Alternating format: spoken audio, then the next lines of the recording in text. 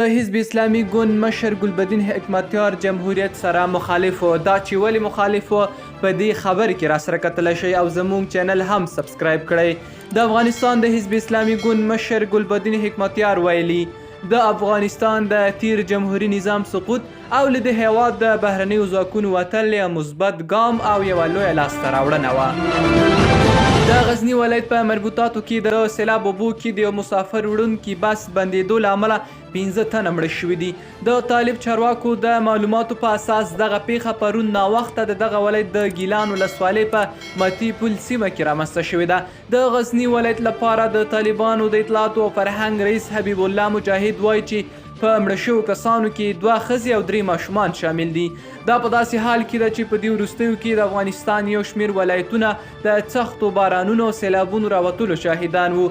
طالب چارواکو تېره ورځ وویل چې په پروان او ننګرهار ولایت کې د تازه ورښتونو او سیلابونو له امله نږدې 40 کسان مړه شوي، ګڼ کسان ټپیان شوي او په سلګونه کورونه هم تخریب شوي دي. په خیوي ولسوالۍ کې د یوې پخوانۍ ناچاوده مرمۍ د چاودنې له امله د یوې کورنۍ 3 ماشومانو ته مرګ ژوبله اوښتې. ځای اوسېدونکي AFG نیوز ته وویل چې تیر مازدیګر د خیوي ولسوالۍ د شګي قریې په یاسین کلي کې د یوې زړې سرګلولې فشاري ماین د ټکولو له امله د حسن په نوم د یو تن 2 زامن مړه او یو زوی ټپي شوی چې فعلا په روغتون کې د کوما په حالت کې پراته دي. د اوسېدونکو په وینا د کورنۍ سرپرست د مهاجر کارت په نه درلودلو سره پاکستان کې بندي دی چې د مزدورۍ لپاره تللی و.